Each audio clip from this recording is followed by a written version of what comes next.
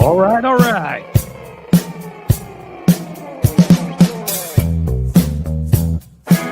What up, Shara? How you all doing? You hear me okay, my friend?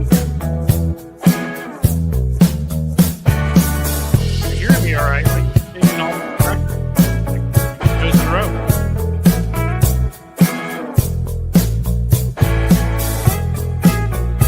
Yeah, I do need to learn how to run clips. I learned, but I'm going to learn some more than I get. It's not that tough.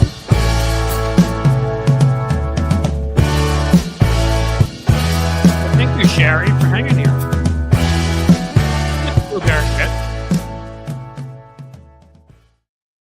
Hey, guys. Hello. Welcome from what are we? The Queen City. We are a very cold city. We're Radio City at Cincinnati. I'm Cliff Schechter, and here from Cliff's Edge, our lovely live stream. Talk about a couple things today that hopefully aren't completely falling apart. But, Trump's threatening Zelensky. Zelensky now is the dictator.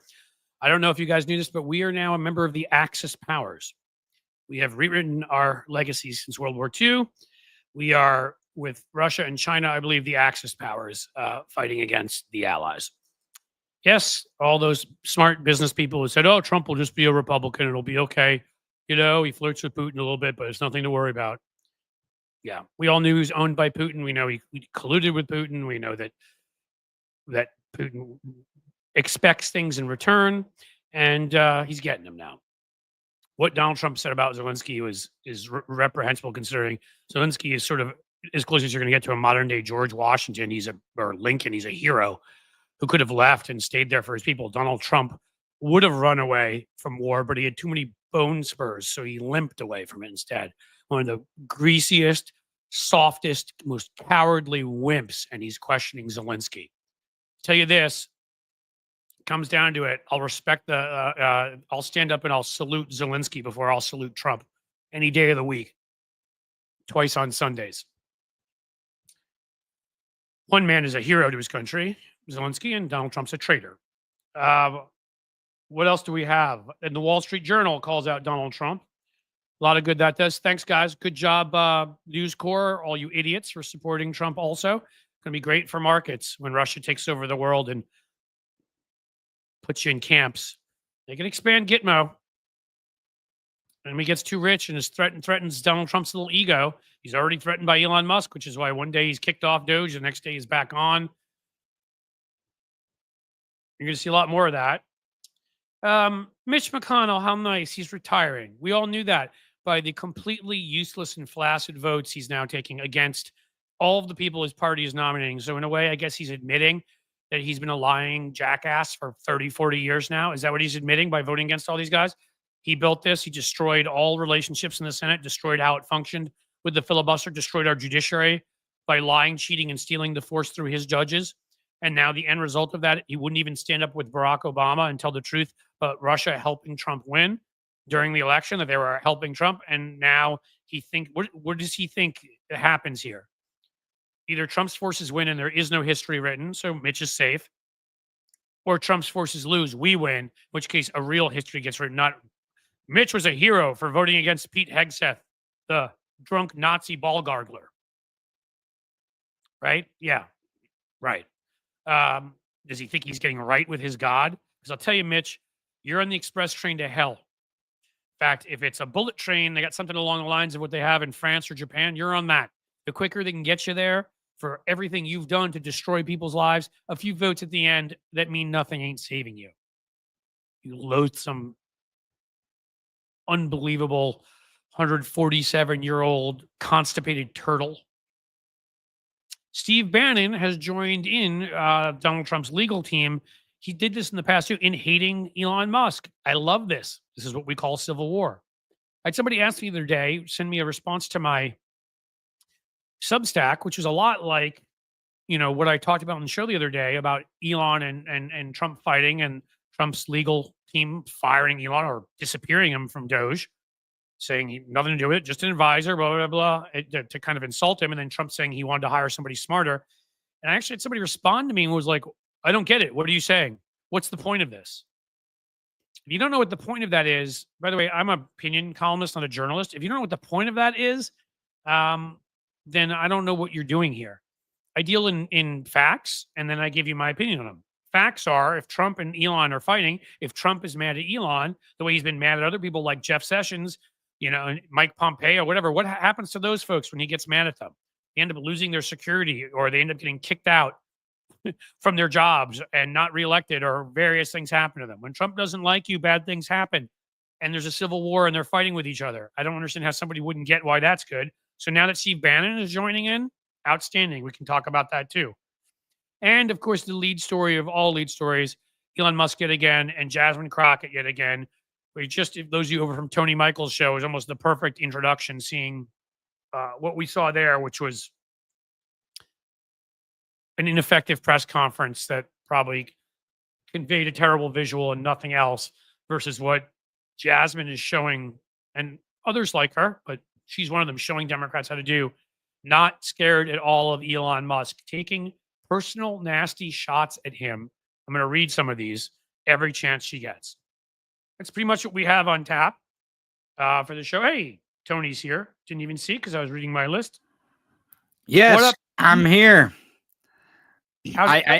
Well, it goes, there's too much snow where I'm at, so I've got to go I've been slowly but surely over the last few days digging each car out of the driveway, so I've got one more to dig out. So I guess you're one of those rich people with multiple cars, huh? Right. Mm-hmm.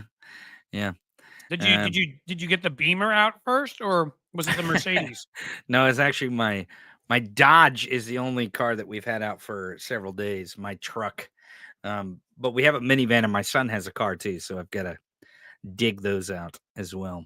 That seems we've been sick here as well, so it's been a challenging week with the snow and the sinus drainage. I think everyone's going through that right now in the country, though. So, were you guys drinking unpasteurized milk too, or no, nothing like that? Okay. No, nothing like that. Nothing like that. Make sure. And we're clear of we're clear of brainworms too. I'm still so angry. You're not walking around like as a costume, wearing a whale's head, and and carrying around a dead bear just to show it off. You're not doing that? No, no. We're just. Weird. I thought everybody did that.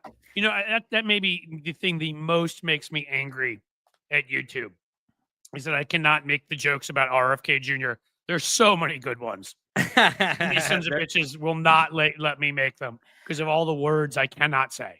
Right, because they have certain words you can't say. So, but yeah, if someone asked, did Missouri have snow? Yeah, we've had a couple rounds of snow, and this week it snowed one day, and then it snowed the next day. So same here. Not only have we had snow and sickness, but we've also there's no school, so you've had to deal with no school, which is sometimes a pain in the neck when the plan is to have school and then you don't have it. So. Right. I mean, we love our kids, but they're notoriously well behaved while you're trying to work, I'm sure.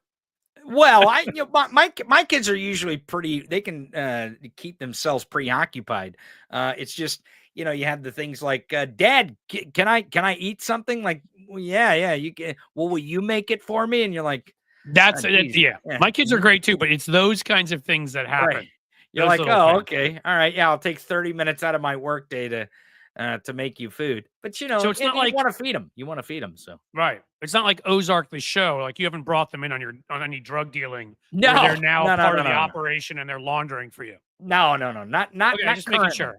Not currently. Okay, I just want to make sure. You never know. Yet. Hey, look, kids have free time. Yet. And your kids are clearly smart, so you never know. Exactly. Yeah, during the summer and during snow days, we might consider these things. So it's an internship like any other. Right. Exactly. Well, I got a flash because I got to go dig this car out, but I did not expect that. But someone needs to have more than one vehicle at this point, and we've only got the pickup truck that's out, so I've got to go. All right. Well, so I've already had the kind and always here, I will add, and that counts for a lot, Cynthia, remind me that I need to learn how to put video and clips up there. So there could be a this weekend kind of thing. Yeah, what you know what you can do, and you can experiment right here on the show. I'm sure the audience will not judge you for this. The little Yeah. present button, just open up steps.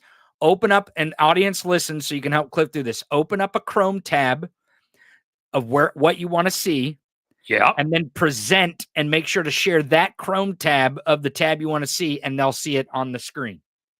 It'll be So not it'll some of be the other fun. tabs I have marked private. No, Is that what you're- no. You only the tabs that you want them to see is the one you should share. I mean, you can show tabs that you don't want them to see. Just again, you may get demonetized on YouTube. Right. We'll see with Philip Ittner coming up in about 15 minutes. There may be an actual background of Ukraine that may beat any background I can show. I don't know exactly where he'll be dialing in from, but we'll see.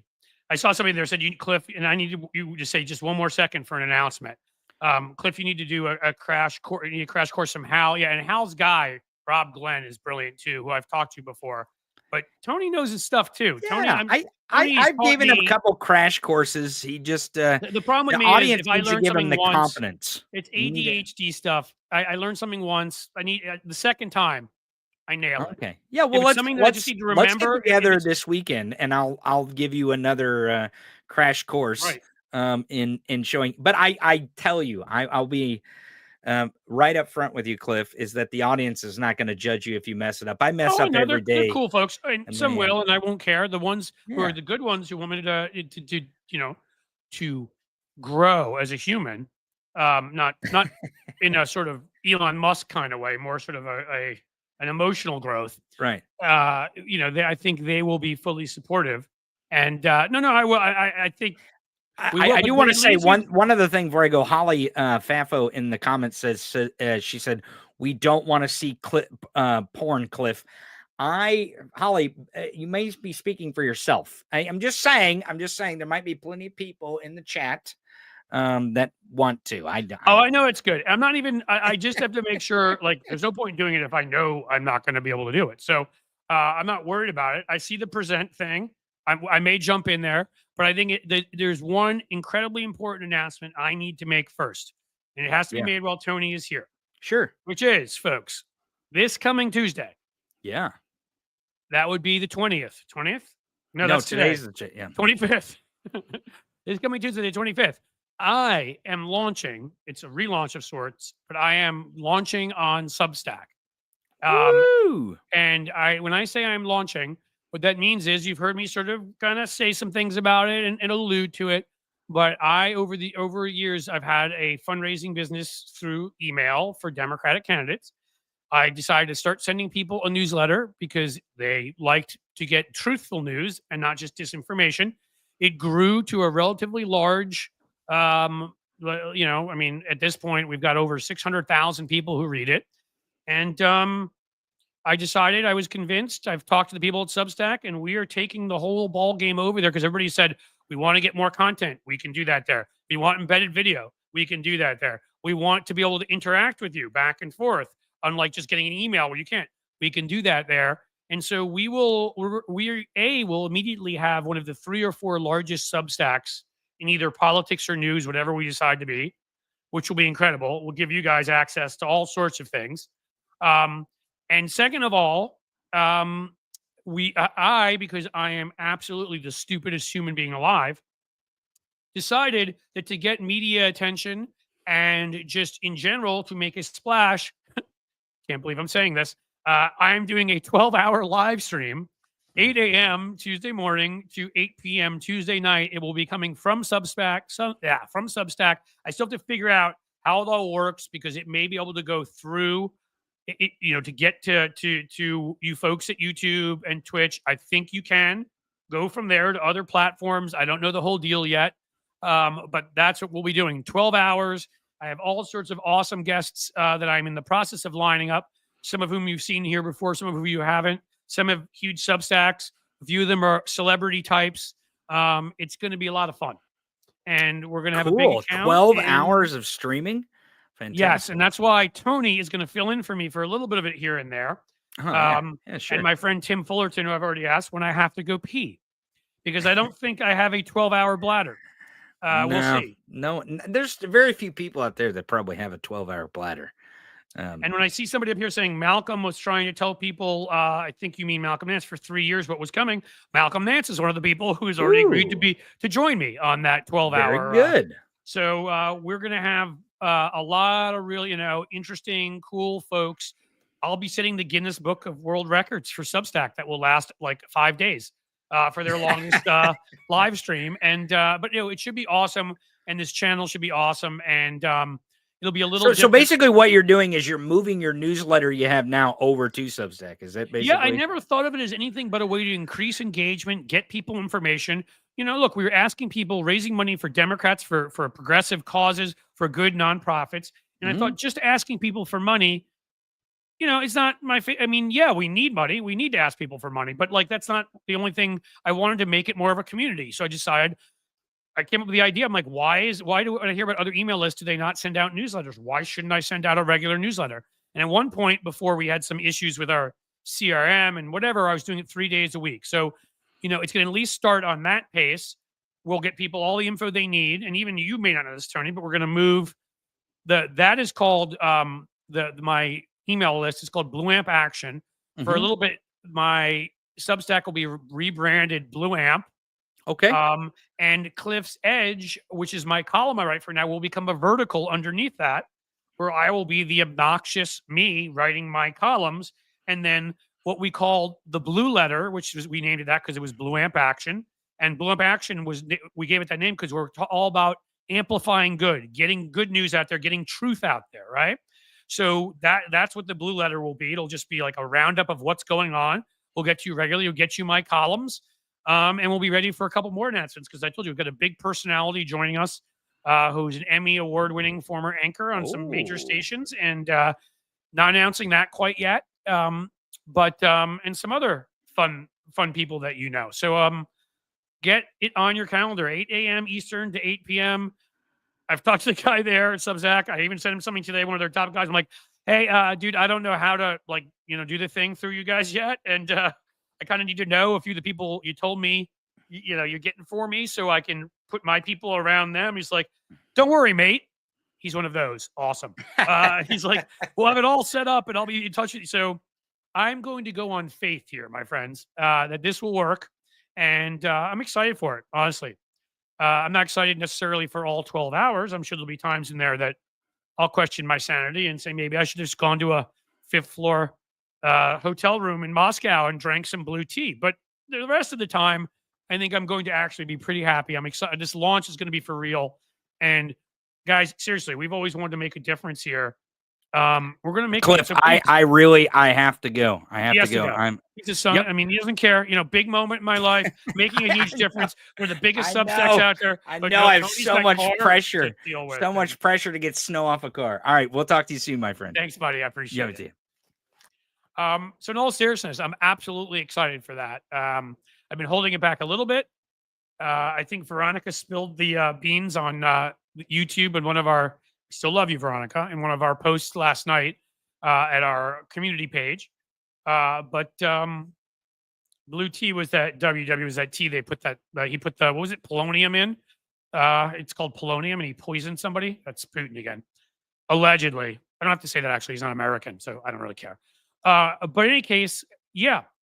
Um, in the past week, you've seen plenty of people in the past couple of weeks, Jim Acosta and Beto O'Rourke, as people showing up at Substack left and right. Again, I'll still be with YouTube and doing all of that, but this stream will come from there because I get your emails. I can stay in contact with you. You can respond to me, and we can have back and forths like we can here in the chat room for a lot of the stuff I do there. And I can embed video, which I can't in my current newsletter through the CRM. I send an email. You have to click on a link and leave the site and sign up for YouTube if you're not signed up, whatever. Now I can so there are a lot of advantages, and I'm excited for it. A lot of new features people will be able to get. It'll be free to join all the basic stuff, and then we're going to add some paid tiers. Maybe my column that I write will be a paid. We'll see, but you're going to get a lot of cool stuff, and I'm excited for it. And in between now and then, I'll figure out how to present on here. Okay. But before Philip Ittner gets here and we talk about a little bit of the Ukraine, I just want to tell you a little bit about what else is going on. I put up here purposely about what Jasmine Crockett is doing because she is giving, I mean, it is a class, it's a tutorial and how to not only not be scared of a billionaire, but to hit them at every insecurity, undermine them, point out their dishonesty. And I wanted to share it all with you. You know, the way you get attention is spectacle. The way you get attention on television is by having charisma, by getting people's attention, saying things that matter, saying it in a good way. And she's done that. She went on Ali Velsh's, I believe you pronounce it, show. No mincing words. She she ripped Musk and called him a coward, essentially, for not showing up to the DOGE subcommittee.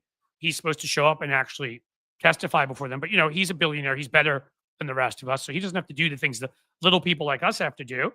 So she looked at the camera and said, Elon, if you're watching, come through, boo, because you haven't shown up to the DOGE subcommittee yet, and kind of winked. Mocked him beautifully. Come through, boo. But not even close to all of it. She talked about the sheer incompetence, the fact that he's lining it. You know, he's basically enriching himself off of this. They've found no inefficiencies. They fired the people who were handling our nation's nuclear stockpile. The FAA, something else we should talk about, firing people there. You know, so with the nuclear stockpile, here's our quote. These are the same guys. They're like, oh, wait a minute. We needed those guys. Can we get them back? Oh, we don't know how to.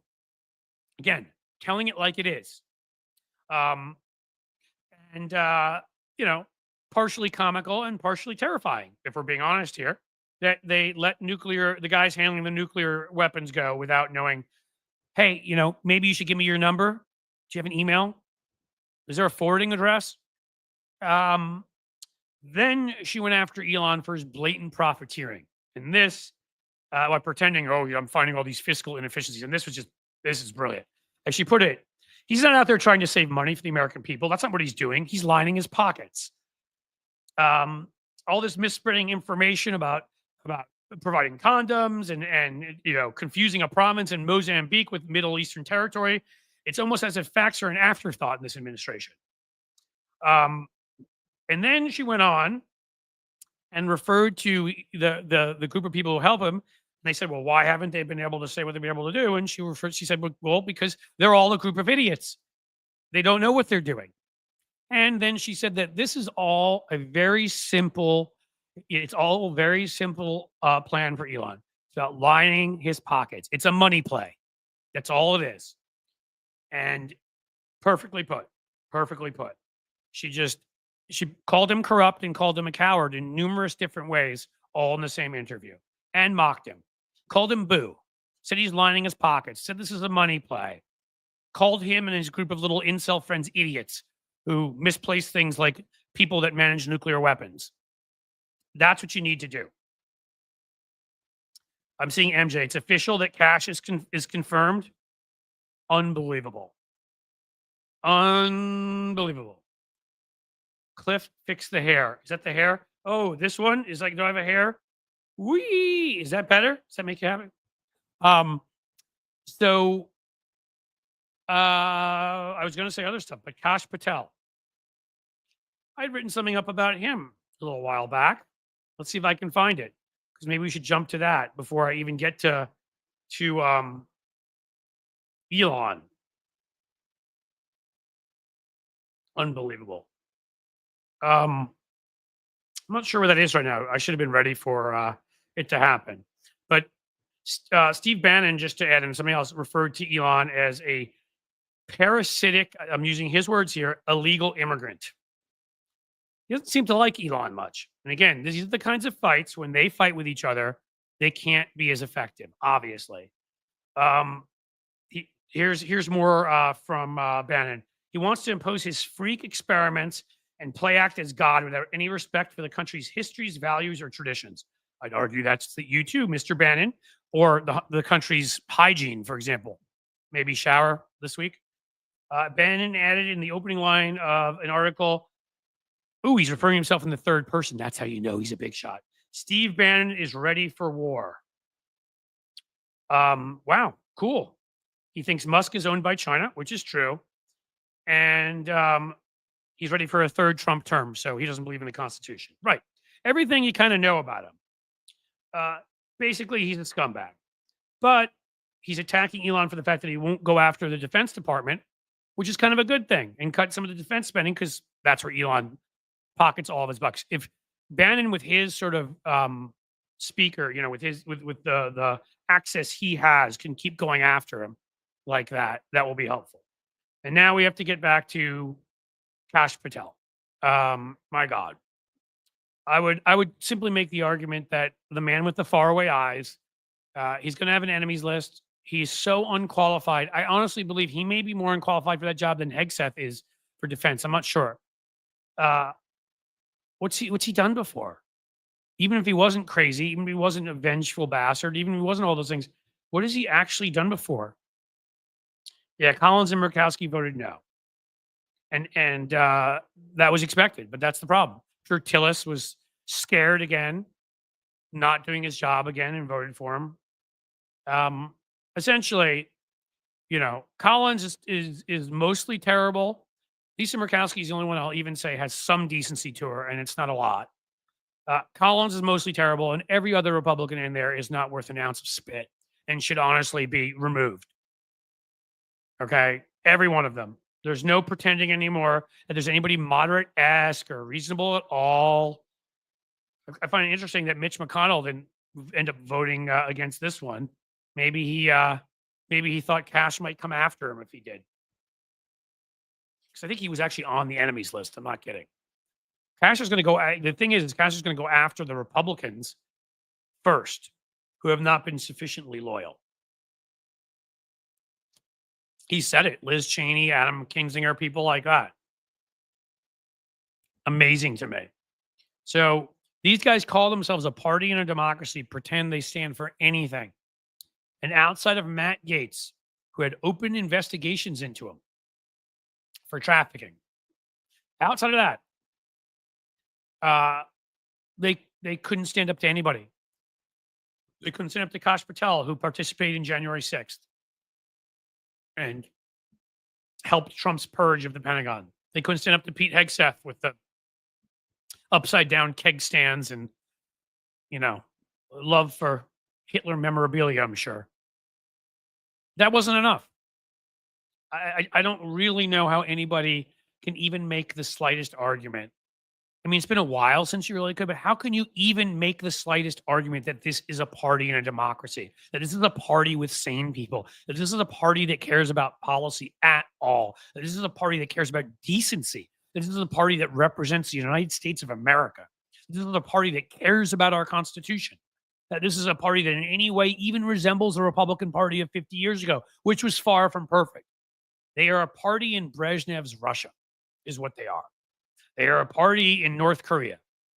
They don't care about policy. They don't intend to fix anything. Everything is about power. Everything is about your station. Everything's about how much money you can grab, how much status you can grab. In certain cases like Gates and others, how many women you can grab. That's all it's about. Nothing. And again, I'm sorry. I'm glad Lisa Murkowski's voted against these people, but she's sticking with this party. She's caucusing with them, even though they kicked her out in a primary before. And she had to run as an independent. What does it take? And that's why there are people like, oh, nothing's changed in the Republican Party. Look, we all have to do nuance here. Republican Party, has been, it started down this road. Well, you could even argue in some cases in the 1930s, and then with some Goldwater positions. And then Reagan, certainly, Newt Gingrich and McConnell were two of the most destructive human beings in each of their respective houses of Congress, and others to get us to Trump. George W. Bush's administration, obviously. Sarah Palin. But, when George W. Bush, you folks who are old enough may remember, won and was proposing a number of laws that were insane, that were far outside of the mandate of a bare election in 2000, where, remember, he lost the popular vote. And what was hinky in Florida when they just, we're not counting anymore. It doesn't matter. Brooks Brothers riot, which was started by Matt Schlapp, who you may have seen just got busted again for grabbing another man's genitals. I'm sure he gets drunk and he thinks it's women. It's all accidental. And no, he's not gay. Like the 50 different people who've seen him at clubs in DC. Which, by the way, being gay is absolutely fine. Being gay and assaulting people, just like being straight and assaulting people, is not fine. But he was you can see him in the picture of that Brooks Brothers riot at Miami-Dade in Florida in 2000. This is, that Republican Party, okay? You may remember Jim Jeffords gave Democrats a majority to stop what Bush was doing because they became so offensive that Jim Jeffords, who was this old money, I think some relative of his had been the first, I want to say the first, what do you call it? One of the first Supreme Court justices in Vermont, old line Republican family, moderate, East Coast, whatever, left the Republican Party, became an independent, caucused with the Democrats. Does that make him perfect? Does that mean like he opposed some things earlier on that, Clinton stimulus, if you want to go back far enough? I'm not saying he didn't do some big, terrible things. I won't say that Olympia Snowe didn't. I won't say that a whole bunch of folks, but you can't say that Republican Party, that was a party that had wrong solutions that were based solely, it seems, on market forces, but they did have solutions to things.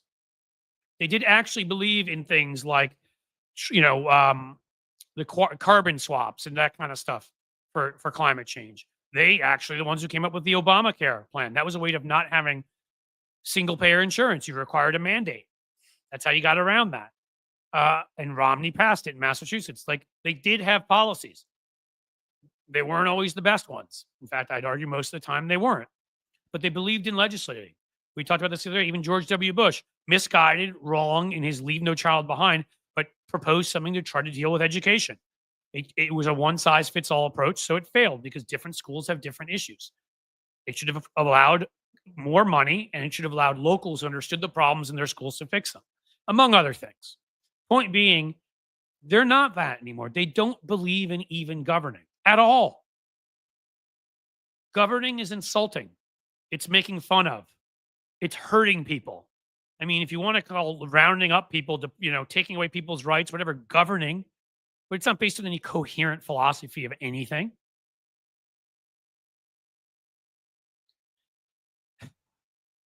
All of this should lead to them getting crushed in 2026.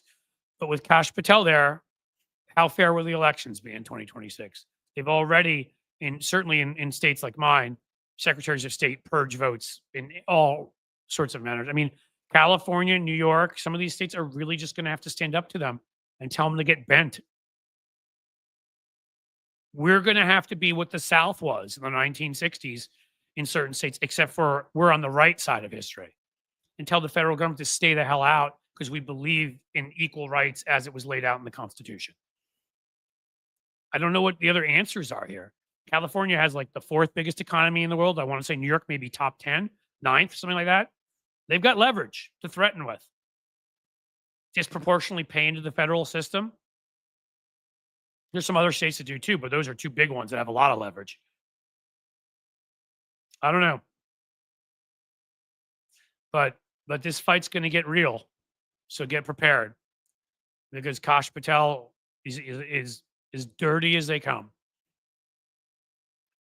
And he will do whatever. There's a reason when Trump was planning his little coup, and people noticed this, which is why Dick Cheney and all the living at the time secretaries of defense wrote an article about the duty of military officers to respect democracy and the Constitution.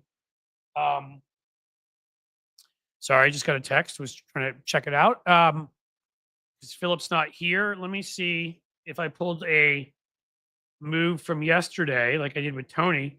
And I know I sent him an invite. I'm pretty sure of it. There's always a chance that he's in Ukraine, so I'm hoping he's somewhere safe. And there's always a chance he's sort of hiding out somewhere, or let's see what's going on, guys. Okay, not in there. Let me try my email. Sorry, but and now also as a human being, want to make sure he's good. Unlike Republicans, we're human beings and stuff. It's not all about the show.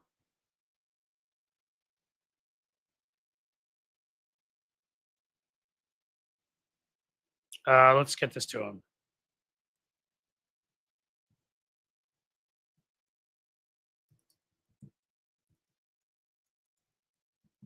All right, now I know I sent him the invite. I thought I had before. We'll see. Hopefully he will join us soon. You know what though? I've been doing a lot of talking, which I always do. I want to get some of your guys' opinions on some things here. Before we get and before Phil gets here, I will, as usual, ask you to first of all, the most important thing right now is please go sign up for Substack. If you can share that at some point, Jim, that will be great. Please do that. Please sign up for my Patreon. That will still be where you'll get extra video and these kinds of things. Please subscribe to YouTube. And as you know, we always love super chats and we always love super stickers here. And I'm going to say that now because of the fact that Tuesday is going to be a bear, folks. You're going to be able to tune in anytime you want during that time. Again, I will find out and get you guys details. If, you know, it's true. If I get details after this, I won't be doing a show tomorrow. There must be a way I can get all of you the information. Tony obviously will. You go on Tony's show. I know a lot of you from Tony's show. What I might do is if I get all the information so I know where you need to go and I can't get it to you any other way, maybe I'll do a 5 or 10 minute live stream tomorrow just to kind of get you where you need to be on Tuesday. If you can't just go in the usual way. But I have to say, guys, this is a huge opportunity for us to make a difference. Everybody, all of our voices. Think of all of our voices combined, and think of those of this list I built over 4 years of over 600,000. And some of you I'm sure are here or on that list. And another 4,000 I've already built up at Substack, and we're going to try to bring some of the 87, 8, whatever thousand Twitter followers that I have there because I don't do anything there basically anymore. Over, all the different ways we can bring everybody there. Cliff want to be an influencer. Well, I think I kind of already am. I think when I'm not saying that in any kind of an arrogant way. I think when I passed 100,000 on YouTube, I think when I wrote a book, and I think when I had columns in places like Daily Beast and some of these things that I've done, 2 days ago, we had nearly 30,000 people in the chat here. So I think I already am. When you say influencer, I don't mean that in like, I'm an influencer. I'm influencing things. I have a voice that reaches folks. So shouldn't I use that for something? I've told you that all this, the fundraising platform that I created to raise money for Democrats, been an incredibly successful year last year. We raised a ton of money. We disproportionately outperformed every other list like ours. And, I was able to do really well. I don't have to, I could just say, hey, I'm not going to put in all of this extra time. But should I, raising money is doing something, but otherwise, if I have a voice that can reach people and can convince people, if I have a voice that can be a part of the conversation, shouldn't I do that in every way possible? Every one of you should, to be honest with you.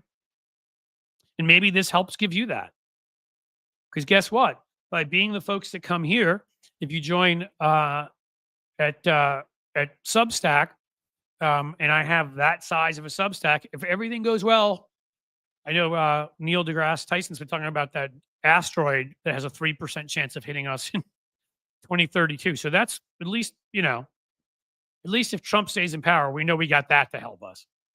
But assuming no Trump and no asteroid, which is the preferable outcome, there's something here to build and to hopefully, fight and to win and to have democracy. True democracy. Equal democracy, right? Stuff that we said in the Declaration of Independence that never really lived up to.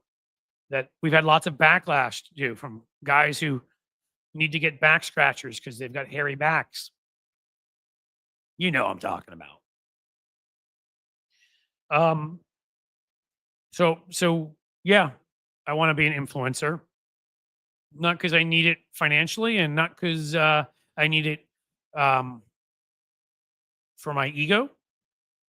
I've kind of accomplished what I'd set out to do originally because, you guys understand I'm an old guy and none of this stuff existed. When I got into this business, I was like, I would like to write speeches or ads that make a difference. Hopefully for some of the top folks out there, you know, I'd like to have a column where I get to give opinions. And maybe even write a book. I got to write a book on McCain. I got to write columns of the Daily Beast and the Guardian and syndicated one. I feel lucky. I got to write ads for Joe Biden in 2020 and we won. I got to write speeches and op-eds back in the day for Howard Dean when he was the DNC chair. I mean, really I never, I shouldn't say never dreamt. I dreamt of all of that and thought most of it would not happen. And there are other dreams I had too that didn't happen, such as life.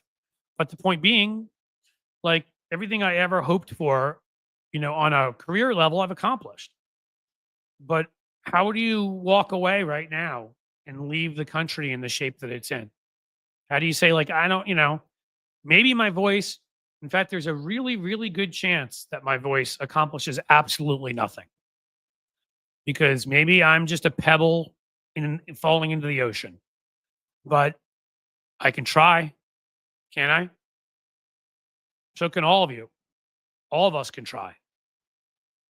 And the winner of today's contest for You're Awesome goes to WW for saying that I'm a kid. Tell my kids that, man. Over the hill, old man, gray beard. They got lots of solid ones for me. And I don't take any offense to any of that. Thank you. That's a kind comment, but I'm a very comfortable 53-year-old who tries to eat pretty well and be in shape. And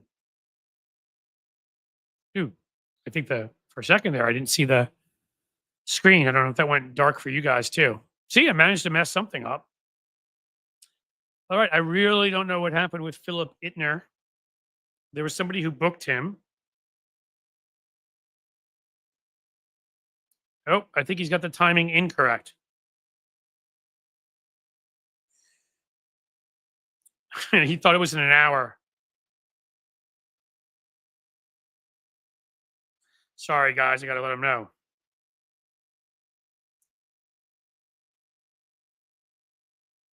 So, Philip, hopefully he'll get here soon. Come on as soon as you can. There we go. We'll need to know what's going on. I'll never see 53 again, Gary B. Well, I'll never see 52 again, my friend. That's the way this works, as far as I know, unless we've Benjamin Buttoned it. I would say to you, the age doesn't matter. It doesn't bother me at all because I've tried to stay fit, because I've, tried to, most of the time. There's an exception. Look right here. Gummy bears, not my best habit. I only allow myself to do that while I do these like once a week, maybe twice if I really, but for the most part, get some protein in you, eat some vegetables, fruits, awesome. Exercise, get some massages if you can do it. Try to meditate a little bit. Go for long walks when you can just be pensive. Listen to music or watch shows that like release endorphins. Do all that kind of stuff and more. Stretch. If I have any advice for you young kids out there, stretch your lower back. Oh, you can't ever get that back. Life is not a number, it's a now. Mr. Stoner, to you, Jude, you are correct. And I'm loving the now, except for the people running our government. I'm hating the now, and that, and it's more for like, it hurts me that my children have to spend another 4 years under this. I brought them into this world. At least I played a role.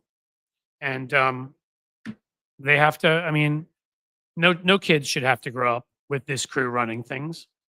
No kids at all. It's unfair. It's horrible. The lessons you learn right now are that cruelty is rewarded, that empathy is for the weak. That's what the people at the top are saying. It's horrible. So upsetting. All right, guys. So you guys are gonna come and join me for some of my 12 hours on Tuesday, right? Because I don't believe in any of that 5-hour energy crap, but I'll tell you, the coffee will be flowing. Like the blood of the non-believers. I don't know. I took that from a movie. And I don't even know what. Yes, it will be flowing. What would my response be back to someone who supports Kash Patel? I assume you're asking me that, Kenny. I mean, nothing I can say on this show without being demonetized.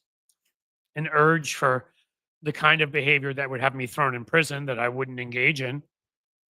He's the worst of the worst. He's an absolutely terrible human being. Absolutely terrible. He's proven it again and again and again.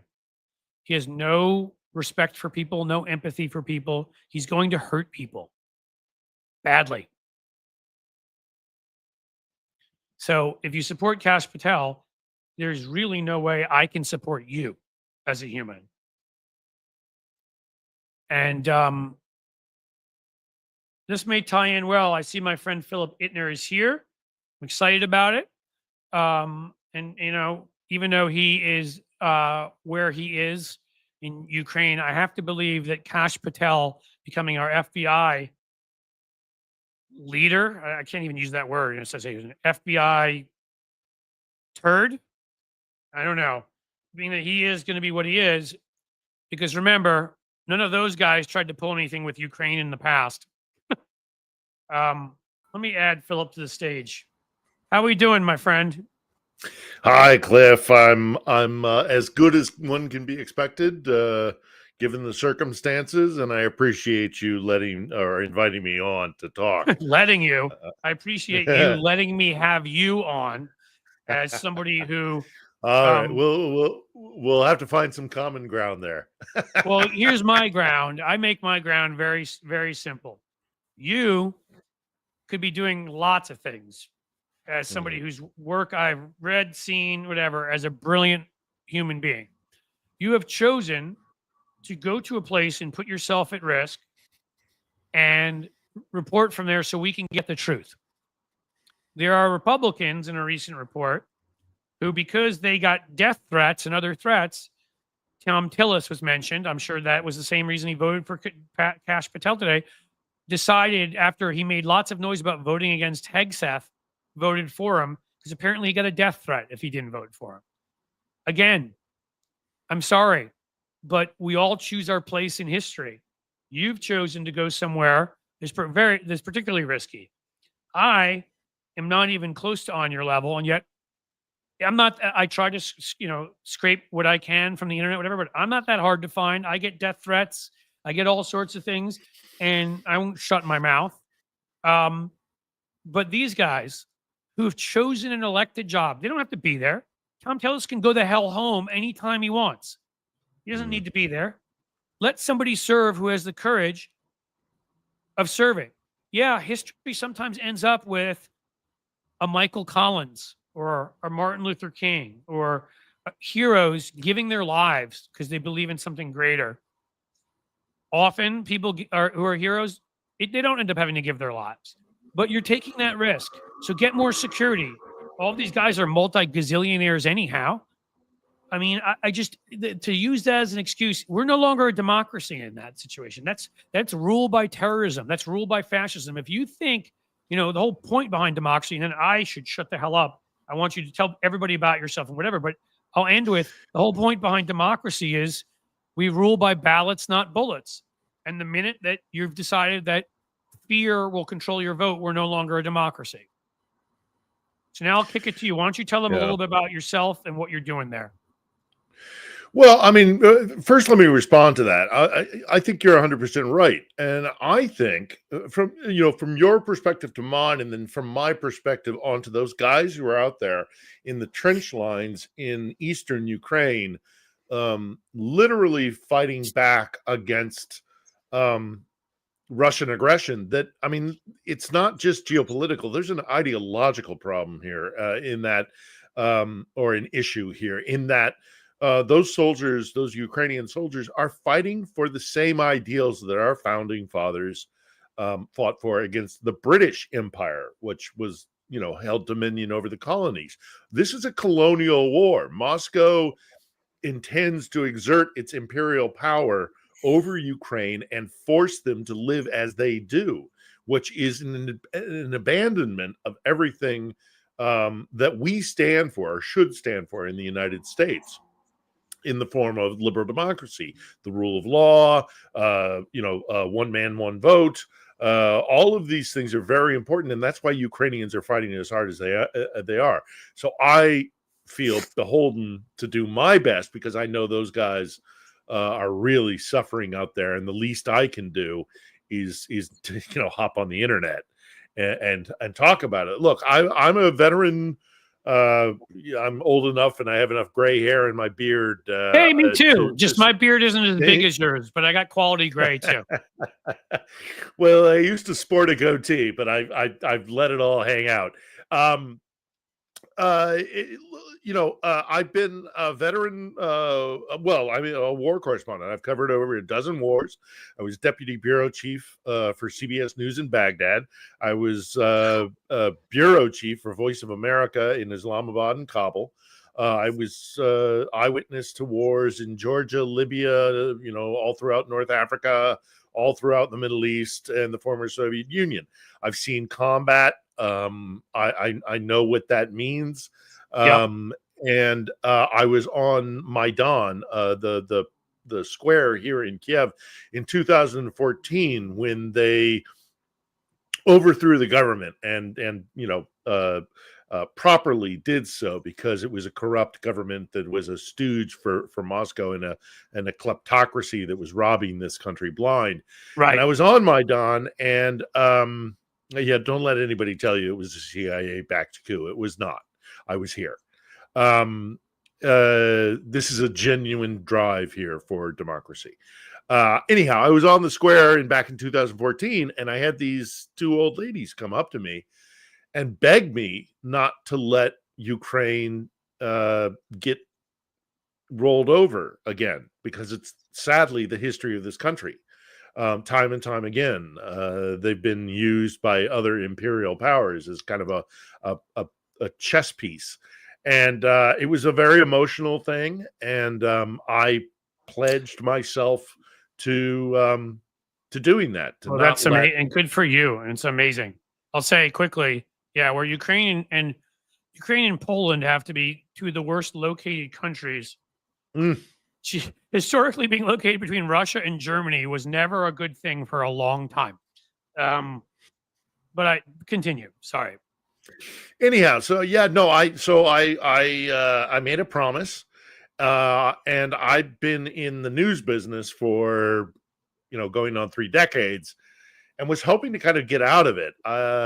Like many of us during COVID, I kind of reassessed my life and decided I was really tired of being surrounded by misery and pain and suffering, which is kind of what I was doing, and going to refugee camps and seeing children starved and dislocated, or the death and the destruction and all of what war reporting entails and crisis reporting entails. And I was done. I got it. Been there. Got the T-shirt. All the rest of it. And was hoping to transition into doing nice kind of using my skills to do things like report about the Pacific Coast Highway or the Great Lakes or something. Right? Something nice. Me too. I was hoping Trump might lose, and I could just write an article on how Appetite for Destruction is one of the best albums of all time, and there you go. My love for Breaking Bad, and there's so many other interests I have, and then this happens.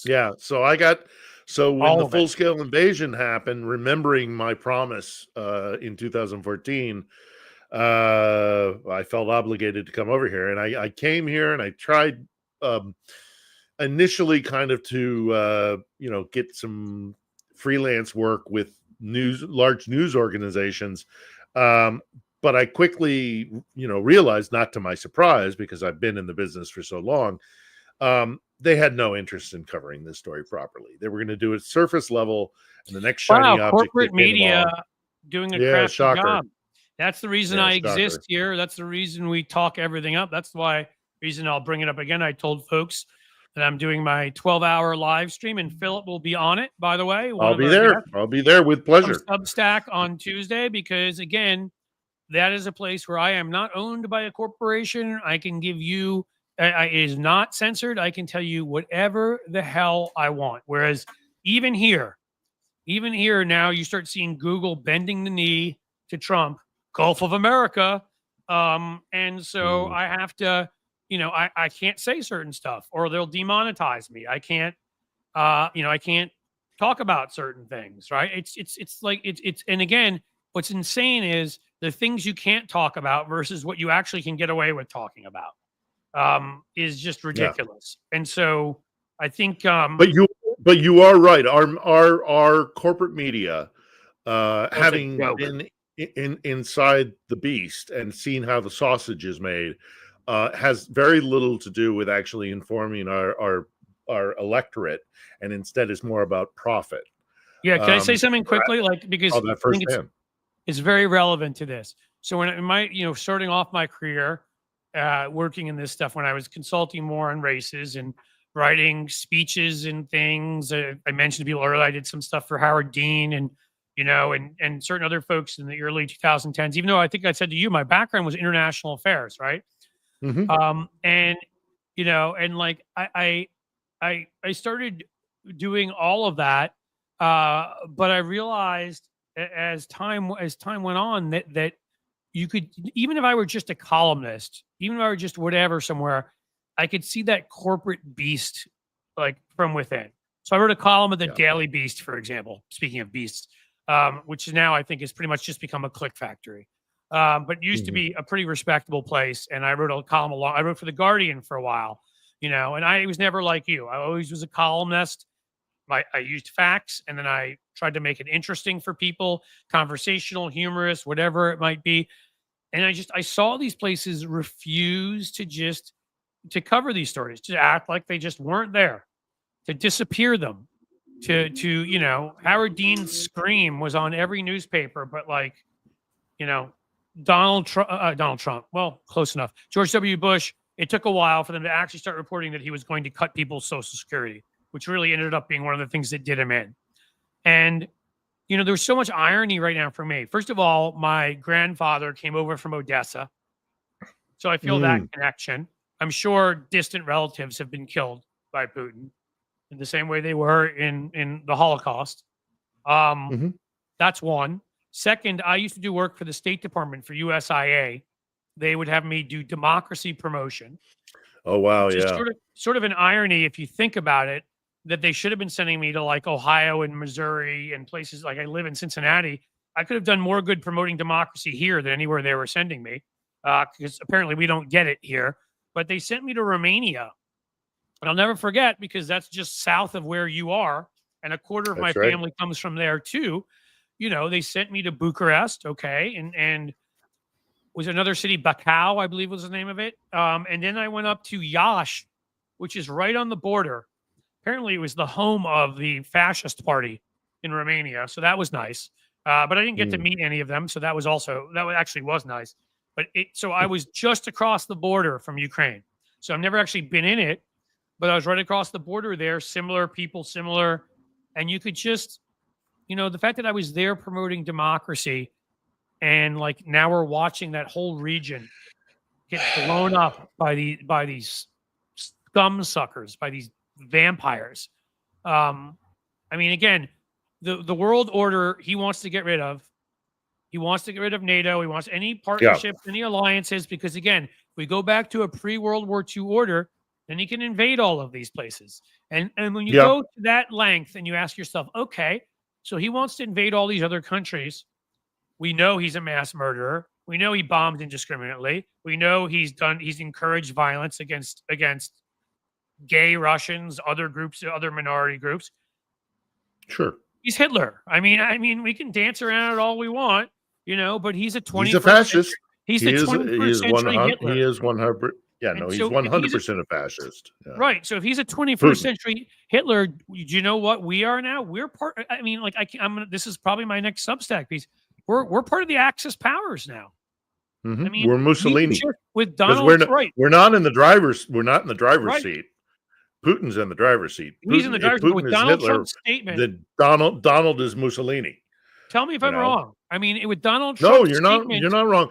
You're not wrong. And Cliff, it's us, China, we and also- Russia at this point, who are all the. Yeah, the- well, the- it's Yalta, isn't it? Dividing up great powers, slicing up the world, and everybody just has to step in. Come and stand in line and get in order behind whatever great power adopts your territory as theirs. Right. You have to subjugate yourself to it. I mean, when I studied history, I never dreamt I would live in an Axis power, but here we are. Oh, I see somebody in the chat is asking if Musk has cut off Starlink. No, it's still working. Oh yeah, I put that up before, and I meant to ask you. Good, thank you. Yeah, I sponsor a unit of the territorials here in Ukraine by paying for their monthly Starlink cost, and it hasn't been cut off yet. So it's my understanding it's still working. But look, I mean, having said that, I've covered over a dozen wars. I have, but there's no comparison to what is happening here. This is the most important war of our lifetimes. This will decide. I firmly believe that this is an inflection point, whether we go into a period of autocracy or whether or not democracies survive. And Donald Trump is a product of autocracies. And his recent statements, in some ways, Napoleonic and the rest. Yeah. Well, yeah, Napoleonic. I am the state. The state is, I am the state. The state is me, sort of thing. This Napoleonic concept, and in some ways, it's almost been like a relief for me, the things that he has recently been posting, because I can now openly say he's compromised. Trump is 100% compromised by Vladimir Putin. It's impossible. I feel like it's been relatively impossible to design other conclusions since Finland, but now, I mean, I mean, I don't know if you folks have seen this, so I want to read it to you, because it wasn't just an attack. His statement on Zelensky, that he put up. What does he put up on Truth Social? Mm-hmm. I saw somebody with it, and I want to get it right. So hold on one sec. I think Aaron Rupar may have had it up at Substack. So I'm going to look for Aaron.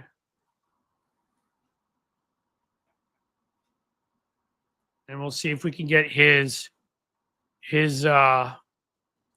notes here. Hold on a second. Sure. Well, while you're doing that, I mean, he is compromised. There's no two ways about it. I still firmly believe that the Russians manipulated the 2016 election. Oh, I have reasons for that. Do you mean like the head of the FBI, McGonigal, being a guy that was the source for a New York Times article that we see no connection between Trump and Russia, like a week before the election, like also, that? Also the head of the New York FBI bureau, who apparently compelled Comey to make the statement about Clinton, just days in advance of the election, that he was also taking money from the Russians. Yep. That they, look. I mean, Paul Manafort giving over the stuff to Manafort giving Oppo research. Yeah, no, look. I have also seen the Russians interfere in elections and the body politic of any everywhere. number of different regions. It's their MO. Romania, right? Exactly. Romania just recently. We went there to. I went rightfully. There to rightfully annulling their elections because they knew that Moscow had interfered. I want to make that ironic point that I was sent by the U.S. State Department, USIA, to promote democracy in Romania in 2004, folks, and about 20 years later. Oh, sorry, Cliff. Hold on one second. You okay? We've got some anti-aircraft. Yeah, we got some anti-aircraft going. No. I'll let you know. I'll let you know. I mean, it's living in Kiev. You're one courageous son of a bitch, and I appreciate you. I was to say I But was look, sent to Romania to yeah, no, you were sent to well, I just Romania wanted to make that to one line foster because I feel like democracy. that line is Yeah, very important to make clear that I was sent by the great United States of America to lecture at universities on news programs at these with diplomats and that kind of thing in a number about 7 or 8 different talks over 5 days, whatever it was, in 3 different cities to talk about democracy in Romania.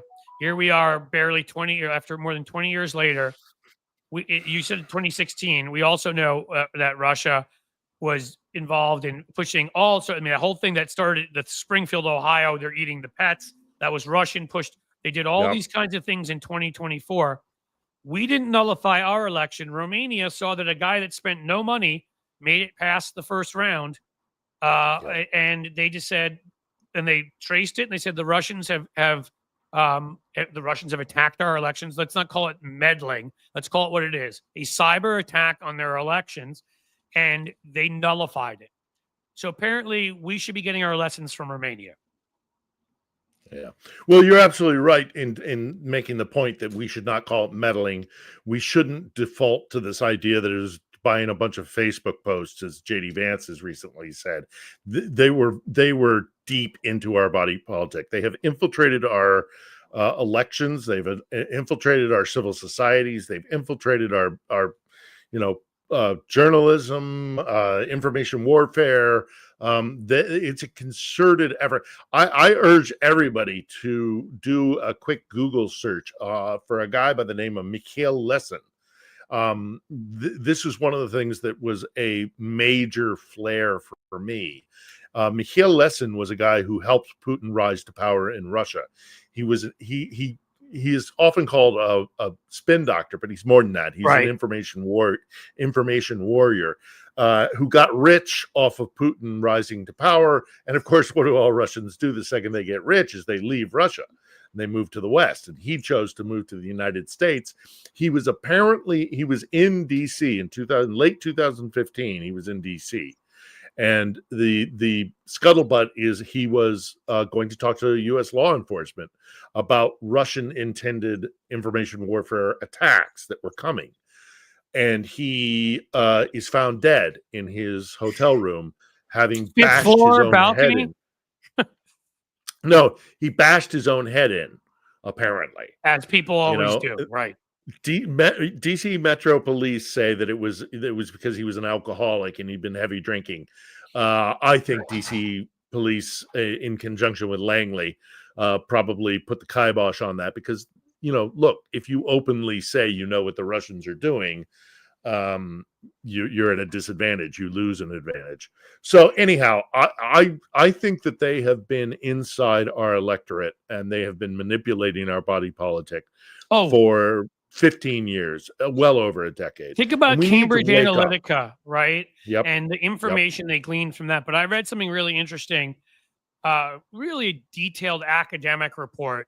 And it asked the question, was Ron Paul the first Russian attempt? And if you look back at 2008, he was this little known quirky congressman from Texas who voted against his own party on weird isolationist grounds. This is back when the entire GOP, this is how quickly they've changed. They were wrong on all sorts of things, but they all supported NATO, or at least most of them did, and that kind of thing. And out of nowhere, he started getting huge online traffic to the sites that existed then. Facebook was one of them. I don't know what is it? It could have been like, Friendster? I don't know, whatever the hell social media was back then. And these huge emails. MySpace. They got a hold of email lists and they would target huge email fundraisers for him and do these. They called them money bombs back then, if you remember, and raise him all this money. So he started getting invited on Fox News and he became part of they made him into someone who could be part of the debates that had big enough numbers when he didn't.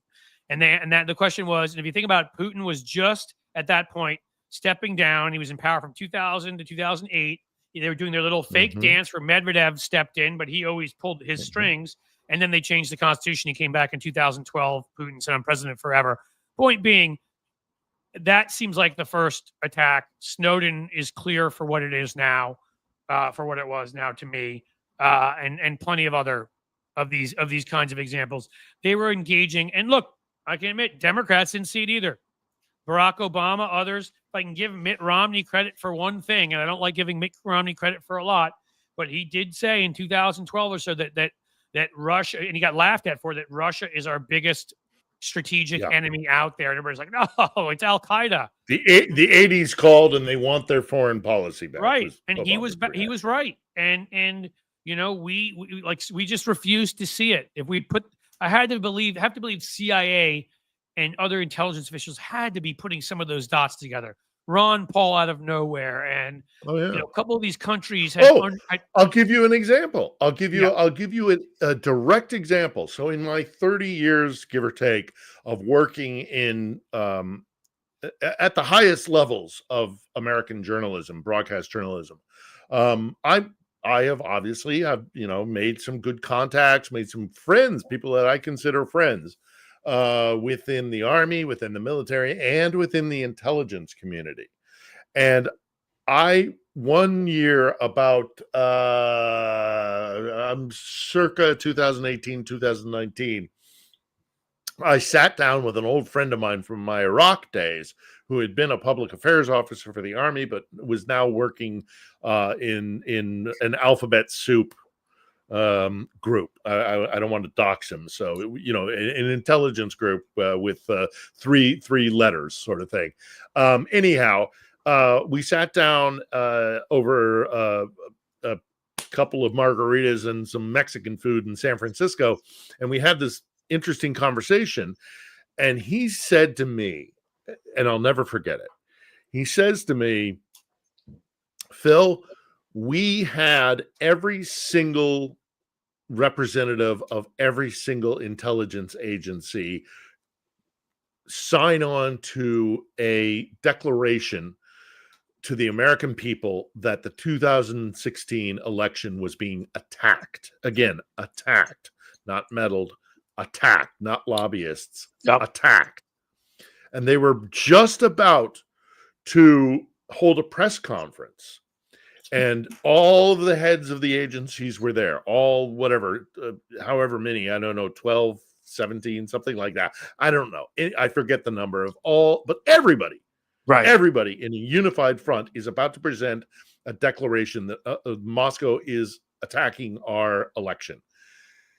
And as they're waiting to start, all of the networks and the agencies and all the representative of the press suddenly get phone calls, and they all start packing their bags. They start breaking down their cameras. And of course, the public affairs guys and the press secretaries are like, what are you doing? We're about to announce this major thing to the American people so that they know that there's interference happening and we're under attack. And the guys,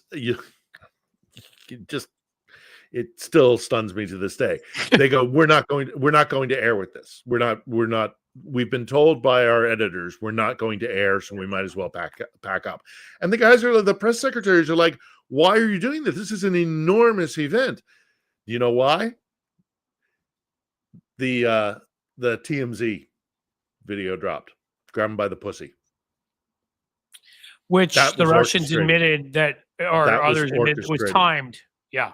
That was orchestrated 100% to interfere with this press conference, in which the entire unified collection of every intelligence agency and defense organization in the United States was about to tell the American people we're under attack. They're very good at what they do, the Russians, and they play us like a fiddle. We got to get better with that, and we also have to recognize that our president is, better or worse, he is our president, is compromised. The man is compromised. The man is you look at the appointments he's making, from Tulsi Gabbard at DNI, who is openly pro-Putin. And you were just talking about Kash Patel. The FBI, we oftentimes forget about this, but domestically, the FBI is the anti-spy agency. They're the ones that track down Moscow's agents and infiltrators. So we can expect none of that to be happening. That's gone, which means they're going to run roughshod the Russians are over our body politic.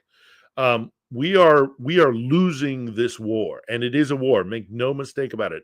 I know people get upset with me when I say this, but I'm going to say it regardless. We're at war with Russia. Yeah.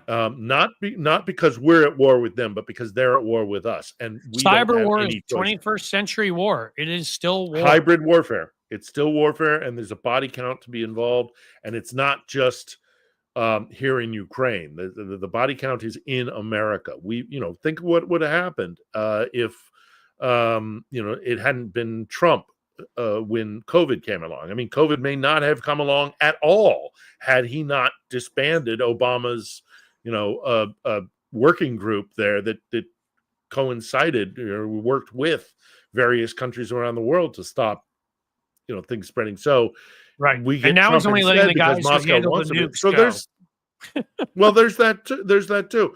Look, we're in such a precarious place, and I think we better wake up to it. Now, having said all that, I have for years said, despite what the right says, that we're not headed to a civil war. And I have said that because I've been to war, and Americans will not like war.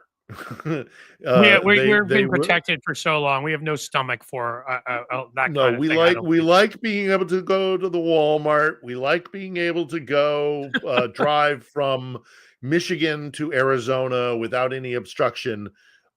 Civil wars happen, despite that. I think that movie that came out last year called Civil War, which depicted a second American Civil War, is a piece of junk. It's a terrible movie filled with like war journalist tropes. The guy who's and its the premise didn't even make any sense. Its the premise like didn't make Texas any sense, and also California versus it just was dumb. right. It was filled with memes and tropes about the journalist who's in it for the adrenaline high, or the jaded veteran journalist, and always get the picture. It's a piece of junk. It's a terrible movie. But the one thing that they did get right is the depiction of what civil war, what comes with war. And do you want to live in America where you get checkpoints going from city to city, from town to town, militias, random bombings? You're just going to go down to the whatever. As I say, the Walmart. You're going to go go to the Olive Garden and get the bottomless plates of pasta, and instead what happens is you get an explosion next door. I mean, it's Americans don't know what war looks like. They really don't. No, unless you've been there, you don't. I think everybody should also go watch great show, by the way, some episodes of The Americans. Yes, is it a little bit exaggerated, a little bit crazy, a little bit whatever, but what it captures, I think, really well is that 1980s when it takes place feeling, and what was going on, the games that we were playing with Russia back and forth. Because I just put this up here by John Rankin, by an old Russian spy, saying if they had social media back in the day, they would have sunk us a long time ago. And I think he's right. I mean, they found ways during times without social media to get their people in places of influence. Always remember that Donald Trump went on a trip to Russia and then came back here and put a letter to the editor or whatever it was, a column in the New York Times attacking Reagan's policy towards Russia as being too tough. They found people that were easy to compromise. They compromised them. They had them place pieces in newspapers and on TV, in corporate America and other places. They created cultural changes. I mean, they're so good at this. And then you hand them social media. Yeah. And it's like, even back before social media, there's the famous story of them dropping the tale that the CIA created AIDS. Yes. And they put that in the Times of India, and they just let it sit there and until somebody else picked it up and then it legitimized the story, and then It everybody else became a picked big it up, conspiracy in this and it country. Yeah. became a very, and there are still people who believe that. Now accelerate that by 1,000-fold, and that's what we're looking at with social media. Of course, they are using this against us, but they're also doing things like they're weaponizing migration. In Oh yeah. 2016, the head, the Supreme Allied Commander Europe, General Philip Breedlove, at NATO, he published, or well, he announced an investigation that had been conducted by NATO that showed that Moscow is purposely weaponizing migration to force or to make Cause unrest. And to foment reactionary extremist right-wing movements, in particular right-wing movements. And it, they did it with the Syrian refugees. On the Edge, we just did an episode about 3 weeks ago, with a Nigerian-based African journalist, and he described how the Russians are in kind of this border region between North and Sub-Saharan. Didn't they send Africa. the mercenaries in there? That mercenary group, The that was run Wagner by group, the guy that the Prigozhin, they draw people to this town, which I'm gapping on at the moment, Abidjan, I think it was called, or I'm gapping on. People are going to have to go check out the episode.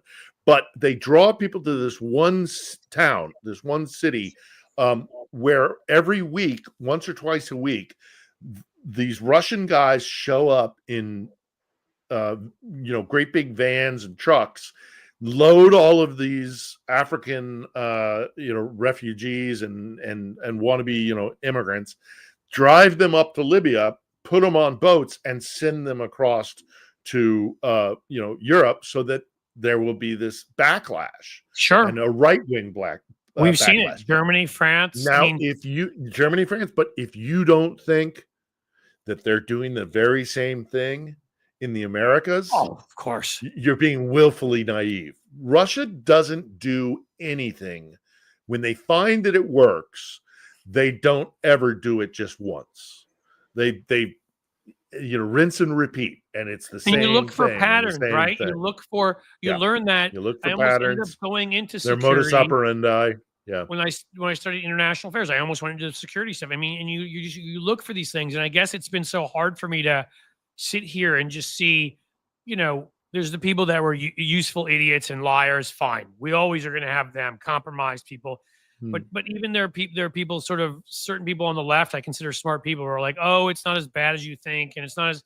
And I'm like, look at what they're doing. Look at what they did in Moldova. Look at what they did in Romania. Look at the obviously Ukraine. It's actual France. Le Pen. Look at what they did the AfD in Germany right now. They gave money to Marine Le Pen for the election. Right. Yep. Look what they did with Brexit. I mean, this is, if you don't see patterns here across the world and what they've done to elect these kinds of leaders, they support Orban, they support Erdogan. I did work on trying to prevent genocide, and ethnic cleansing of this enclave of Armenians in Azerbaijan called Artsakh. And the day before that kleptocratic a-hole, Aliyev, launched the attack to displace these people, guess where he was? He was at the Kremlin meeting with Putin, because Putin gave him the go ahead, and that was another way that Putin was gonna sow disinformation, but also have you look over here while he's doing that over there. I mean, I'm sorry for people. Whatever your take in the end is doesn't matter on because I'm not going to get into a whole Israel, Palestine, this, that thing here. But as many folks pointed out, they supported Iran. They supported Hamas. They pushed for Hamas to go in, and whatever your thoughts are on Israel, they also, on the flip side of things, support Bibi Netanyahu. I mean, they don't care. If you're a fascist, they don't have an ideology. Yeah, right. If you're a fellow fascist and an ultranationalist, they like you very much. But ultimately they don't care. This is the cynicism of their attack methodology, is that they don't really care. As long as they can pit us against one another, Yep. Divide and conquer is the name of the game when it comes to Moscow, and they're winning. They are winning. They are That's what's so beating the upsetting. tar Is they out are. of us. They And are you know what? beating the tar out of us. And you know what's The- more and upsetting? we're winning on the ground here Yeah. militarily. There is every possibility. Don't let anybody doom spread and tell you that Ukraine is going to lose inevitably and they can never defend themselves. That's 100% not true. The Ukrainians are winning this war. Things may get rough with Trump withdrawing U.S. support, but their objectives here in Ukraine are not reachable in my assessment. And again, this comes from 30 Right. years of studying the war, 30 years of studying the Russians. What they can't do, just briefly, they cannot take Odessa and they cannot take Kiev. And without doing those two things, they cannot reach their goals. Yes, it would be a shame to lose 20% of Ukraine to the Russians and the mineral deposits that are out in the east. But really, this battle is about colonization. So they need to change the government in Kiev to a friendly government. Ain't going to happen. Russians are hated here. That kind of happens when you bomb people. Right. Bomb hospitals and schools and and expect them to be your buddies. No, that's not going to happen. So they're not going to get a puppet government in Kiev. And then in addition to that, they don't have the capacity to take a major city. So they're not going to, Kharkiv out in the second city out in the east. They certainly can't take that, I don't believe.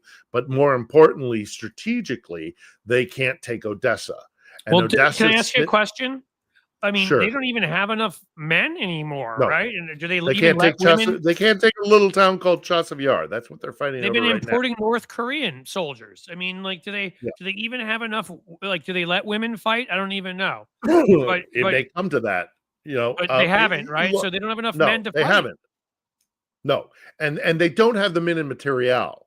And also, and let me just finish up, and then I'll follow up on that point. But let me just finish up with Odessa. They can't take Odessa, and unless they take Odessa, they cannot take control of the Black Sea, and that Right. they only have 4 fleets, and they aspire to be a great naval power. And in one fell swoop, they have lost their fleet up in the Baltic Sea, because now Finland is part of NATO. Finland and Sweden have joined NATO, so they're boxed in there. And Assad falling, right? Cost them the Assad base in falling, so Syria. they don't have their access in kind of a half fleet there, directly on the eastern banks of the Mediterranean. They've lost that. And of course, they've now lost the Black Sea fleet, because as long as Ukraine has Odessa, they can always threaten the headquarters of the Black Sea Fleet, which is in the Crimean Peninsula of Sevastopol.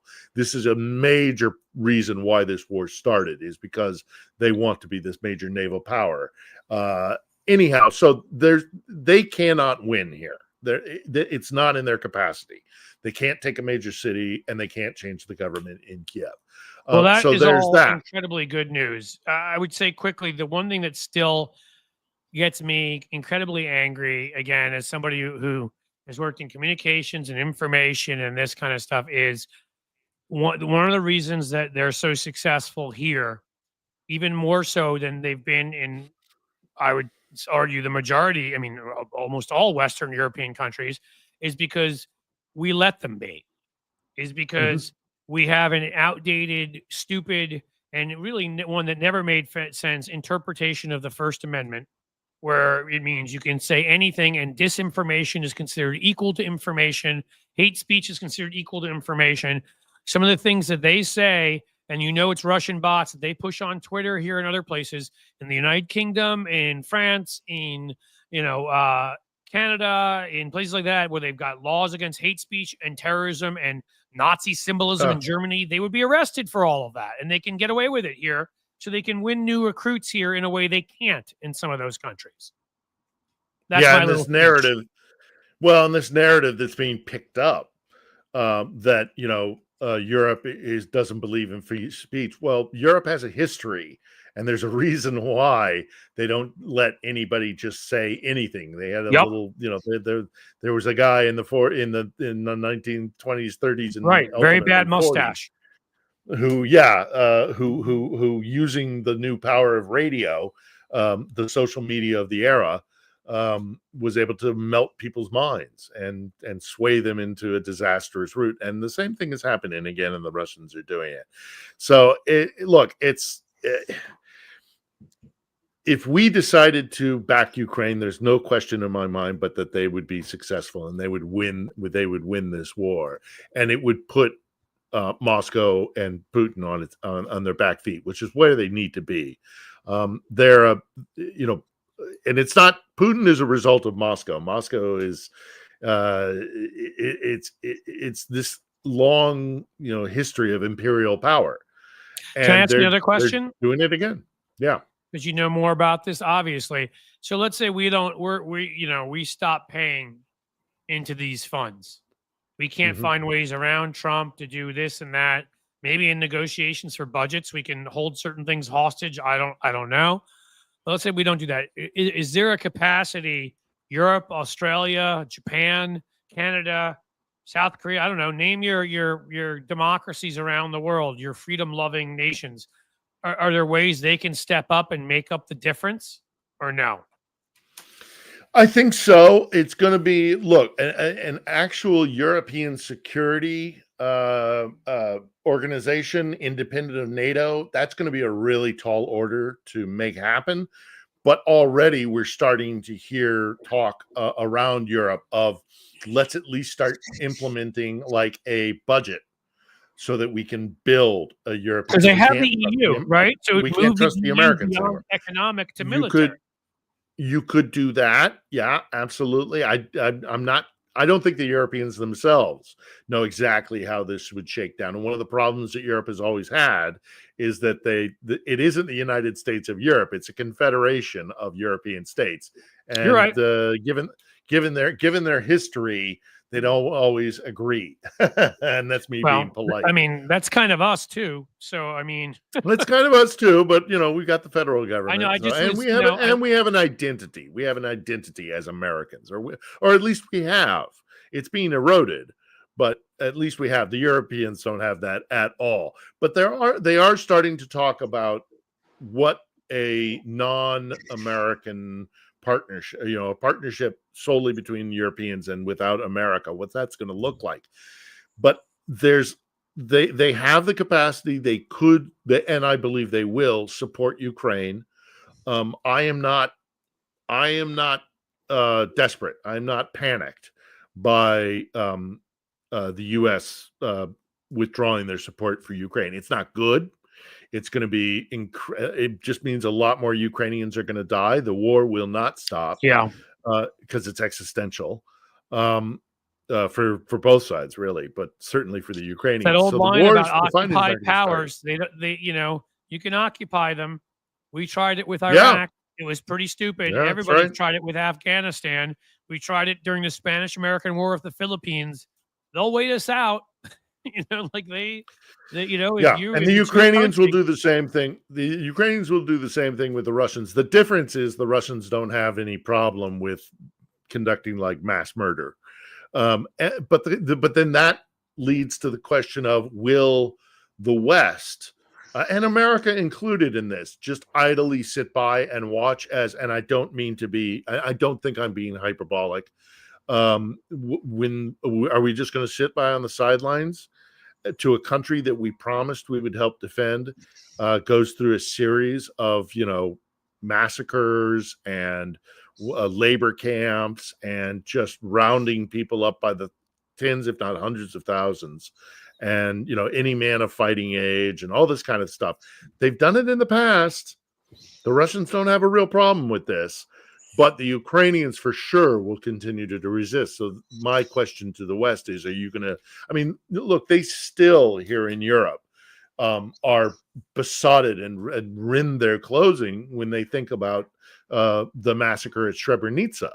And right? Srebrenica is going to look like this is the massacre that happened in Bosnia. Yeah. Yeah, right. and the During UN the and the UN, yeah, and the UN peacekeepers kind of willfully ignored it. And they still here's a feel question deep, for you, deep Phil. guilt for that I, having happened. I don't mean to interrupt, but a question from one of Ukraine's our going to be worse. commenters. Yeah. How can we support? Yep, I think that's How an can we important get aid or question. money to their military? I mean, there's a number of different ways. I have a couple of personal groups that I support. There's a group called Lifeline UK, Lifeline Ukraine, which is it's a suicide prevention and mental health hotline. Okay, And Lifetime Ukraine, good. Lifeline Ukraine is a very, very good group. There's the Ukrainian Children's Action Project, led by Dr. Erwin Redliner out of New York, and they do stuff focused on children and providing medical aid, physical and psychological. So that's the Ukrainian Children's Action Program So I'm doing Project. the first one. I'm putting in a link in right now. Mhm. That's the link to the Lifeline Ukraine that I just came across. And then most recently, I've become aware of a guy who was former USAID, and I had him on the show to talk about USAID. But he has an organization helping a variety of different units, military units, and he calls it "In the Trenches Ukraine." I believe is the full thing, but in the trenches. They're all good, and I can vouch for them, and I can vouch for them personally because I know those guys. But there's, there are organizations out there doing really, really good work. Well, maybe we'll do you a want to show be here. careful. You want to be careful. No, well, you're giving us stuff, and I trust you. I just put in the trenches Ukraine. I missed the second one in here. Maybe what we'll do is from you, Ukrainian Children's Action Project, okay, maybe we can. Erwin Redliner is he and his wife are in charge of it, and it's a good group. It's a good group. Maybe we'll do maybe that's part of what we'll do. Hell, maybe I'll spend part of my 12 hours of being live. Well, I'll tell you what. Before I join you on Tuesday, I'll get some. Give me the information because I'm going to set a goal to raise at least a couple $1,000s for them, if not more. That'd be great. See how it's going. That absolutely. But This again, angers I'm me not to no end. So I mean, it's I'm sickening. not just. No, it is. We should not be abandoning these people. It's a betrayal, and it is shameful, and it will be regarded as such for a very, very long time. And look, Ukrainians are not stupid people. They get it. They understand a lot more than these right. And these goddamn Republicans who now come out and are like, oh, well, I opposed Trump on that. The ones who are supposedly standing up to him on it. You all supported this. I don't care. You Republican in Congress, you're putting Tulsi and Kash Patel and people in there. Honestly, just shut up. Like, it's just like, there's just, I get so sick of it. Yeah, the crocodile tears.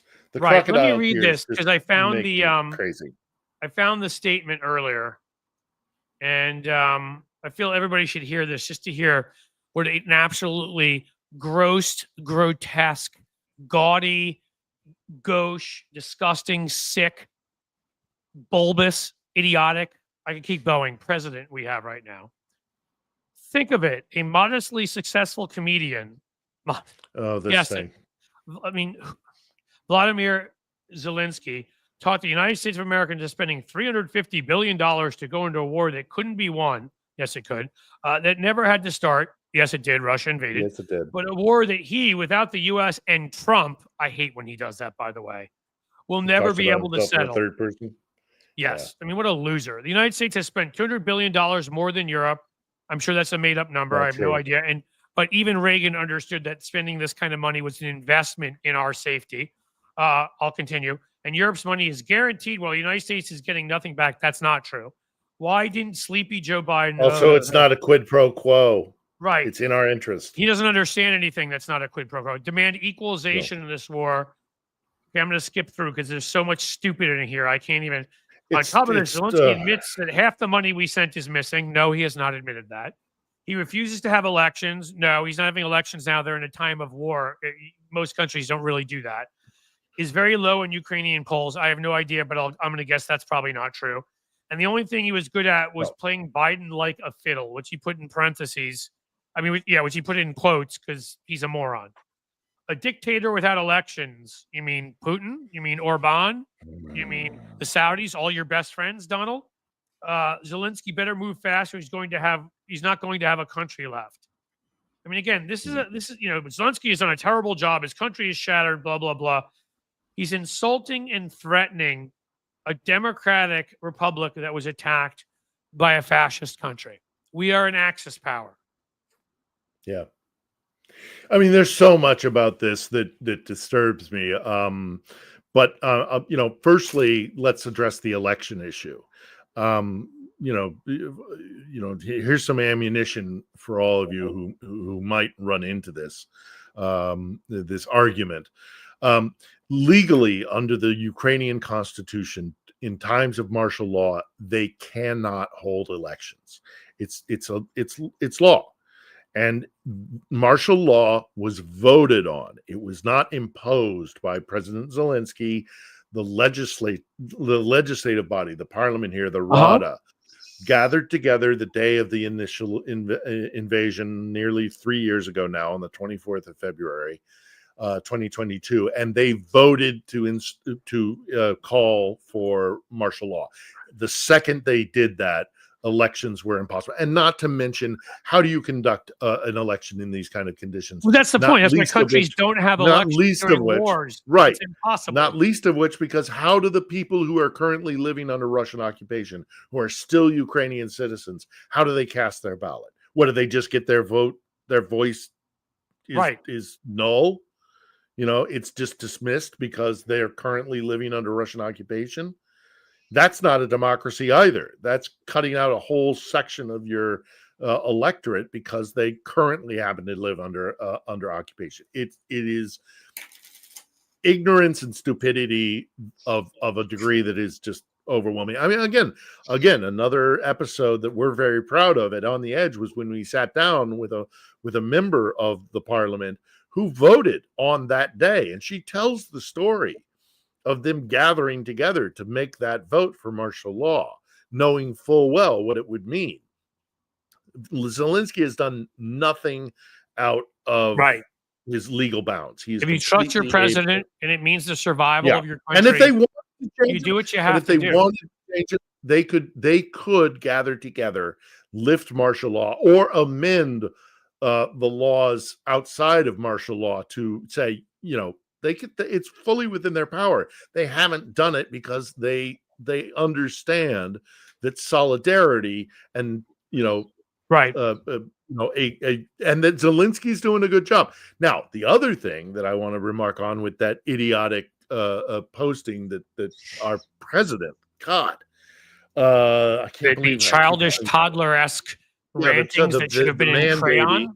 Right. Yeah. The other thing that he says in that, aside from the whole election thing, is that this war could have been avoided.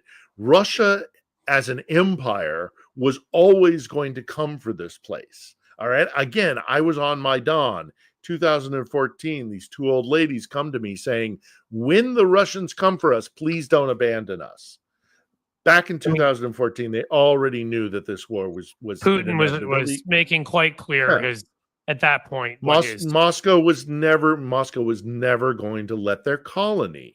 This is their colony. This is the building block upon which they built all other colonies. Is Ukraine? It's like the Irish and the Brits.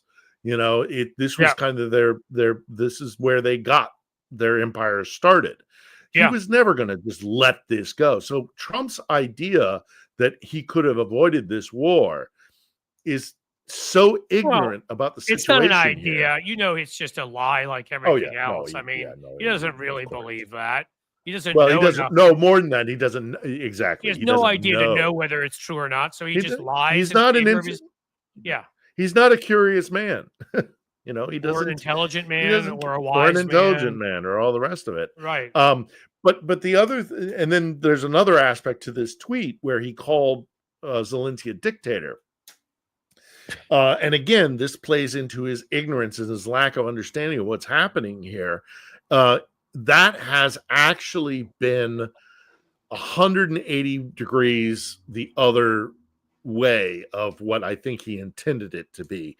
The people of Ukraine are furious at that. And I have spoken to so many Ukrainians in the last day and a half or whatever since he dropped that ridiculous thing, where they said, actually, I'm really I don't like Zelensky. I'm hypercritical of Zelensky. I know quite a few guys in Ukraine that are really, really critical of Zelensky, but they have said to me in the last day and a half, 2 days, if there were to be an election, having given the fact that Trump has said that, I would vote for Zelensky. He boosted Zelensky's numbers significantly by attacking him. Maybe Zelensky should ask him to speak out more. Yeah, really. And the other thing that just irresponsible man-child, posting that he put on his whatever it is, his Truth Social, is that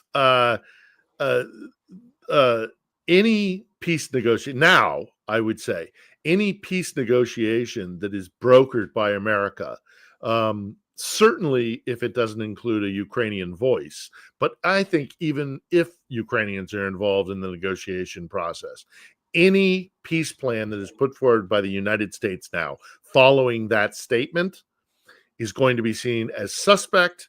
Of course, right? Met How with can a you lot of trust it? skepticism.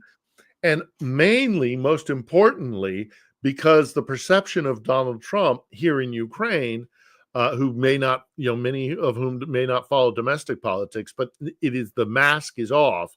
They recognize that Donald Trump is a puppet, is an instrument of Putin. And so Marco Rubio might as well pack his bag and go home, because there is no way to a U.S. negotiated peace in Ukraine now. Of course not. The Ukrainians And Europe, do it's not going to, trust Americans. Ukraine's not going to accept it. Europe's not going to accept it. The way I No. see this playing out, sadly, is you talked about a European alliance or whatever. As far as I know, the only countries at this point that are part of, the NATO alliance, that alliance that have nuclear weapons are the United Kingdom and France. My guess is some others over there now, I read about some of this, will start upping their defense budgets and start looking into that possibility. I mean, that's what's going to happen here is they're going to arm themselves more. It's inevitable because you can't now, the United States is certainly not an ally, but is actually part of the Axis powers with two other big evil dictatorial countries. Well, then, you need to do what you need to do. And if you think our oceans are going to protect us, you're wrong. Nope. You're wrong. In this day and age, our oceans will not protect us. I mean, whether it's cyber warfare and information warfare and, all the things that we've previously discussed, the oceans are not our protection anymore. And Americans better wake up to that real quick, because Trump is making this world a lot more dangerous, because you're right. Everybody now is going to start looking for, if Article 5 is no longer a thing, and the might of the American military can no longer be trusted, they're going to look for the biggest weapon in any arsenal to be a deterrent, and that's going to be nukes. Yep. He is the greatest danger to the world that I've witnessed in my life, and perhaps only only Putin himself, his puppet master, the guy who holds the leash to the collar that's around his neck, is worse. But this is unprecedented in terms of how dangerous things are getting, and he's doing it with a lot of support from people who are really fellow travelers to Moscow. I think they're either scared of him, or I started making this argument years ago during his first term. that, and we'll have to end on this because we have to end before 4 o'clock here, but hold out because we'll Fair enough. say one or two more things. But it was obvious since the day that conversation was spoken that was supposed to be in quiet between Kevin McCarthy and Paul Ryan, where he said, I think we've got two people on Putin's payroll, Trump and Rohrbacher. Rohrbacher clearly was. And if they'd gotten to them, I kept asking people, how can you believe, if you look at the example of the EU, and it came out when they were, the Crimea attack, they had bought certain EU politicians, they'd bought certain journalists, and then it comes out with this group, what was it, Tenet or whatever media with Benny Johnson, and all these guys are being paid. When you see how, again, I'll say allegedly for legal protection, but when you see Rand Paul and you see Mike Lee, and you see some of these people that argue vociferously, Marjorie Taylor Greene and others for Russia. I refuse to believe that there aren't a number of members of Congress fully as compromised as Donald Trump on the Republican side. And obviously members of right-wing media and other groups like that. And obviously far left folks. Look what's happening right now. Look what's happening right now in this rift between Trump and Zelensky. There's been this dredging up of all of these narrative lines, these attacks against Ukrainians, against Zelensky. I'm sure we'll see the neo-Nazi stuff coming up again. Yep. there was an American journalist who Zelensky, the Jewish neo-Nazi. Right, exactly. There was an American in quotation marks because he wasn't really a journalist who was engaged in Russian propaganda. He was spreading pictures of military locations, where they were placing their artillery. Oh, right, I remember. Or he was doxing guys that were joining the Ukrainian Legion from abroad. He leaked this entire database, with their names and addresses and stuff, and they joined the Ukrainian military. The authorities in Kiev resisted arresting him several times. They arrested him once, they let him go, and then he tried to run away while he was under probation, and they threw him back in, and he was an alcoholic, chain smoker, obese with a heart condition, and he died in prison. Kiev did everything to avoid that happening because, right, of course, this guy was a little mosquito. He was an annoyance at best. But the powers in Kiev thought, let's not. Why compromise or put at risk our relationship with the United States by killing this journalist? So they've been over backwards not to let him out. But you're now seeing that being dredged up by the likes of Benny Johnson and of course, what's his name, Dave Rubin and Mr. Tim Beanie Pool. Cap. Yeah, there that's we right. go. Tim Pool, who can't take his looks like Kenny from South Park. Go with it, Timmy boy. Bald is okay, beautiful, man. Once I've told people, once mine starts falling out, I will just shave the whole thing. I'm all good. There you go. I wanted to put this one thing in there to show that this is a good point. Brad Polly and Monica Bauer made it too, which, yes, there are Jewish neo-Nazis. It exists. Stephen Miller, it's a perfect example, but they are few and far between, let's just say. To believe that Zelensky and other folks like that are one, like for every Stephen Miller, there's very few. I make the point when it comes to this neo-Nazi topic. Are there far-right extremist groups here? Yes, there are. Are there even Nazis here? Yes, there are. Sure, but they don't hold any power. They're widely rejected by the population in general. They don't have no seats in the parliament. Pardon me. Yep. And not only that, Ukrainians are fighting to get away from autocracy. That's so much about what this war is. You think they're just going to swap a fascist Moscow master for an indigenous Nazi? No, they don't. They're not want to live under autocracy. So Phil, they're not going that direction.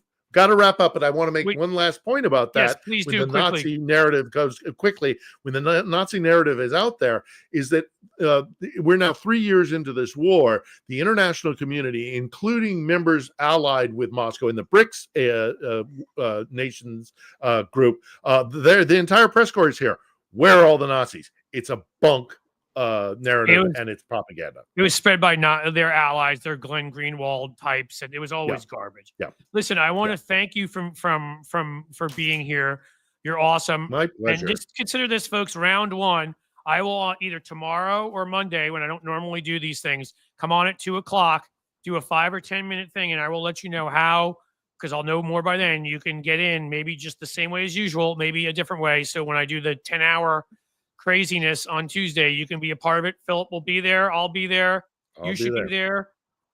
Thank you for joining us, Philip Ittner, who is essential to our understanding of our domestic and international politics. I want to thank you, and we'll talk on Tuesday, my friend.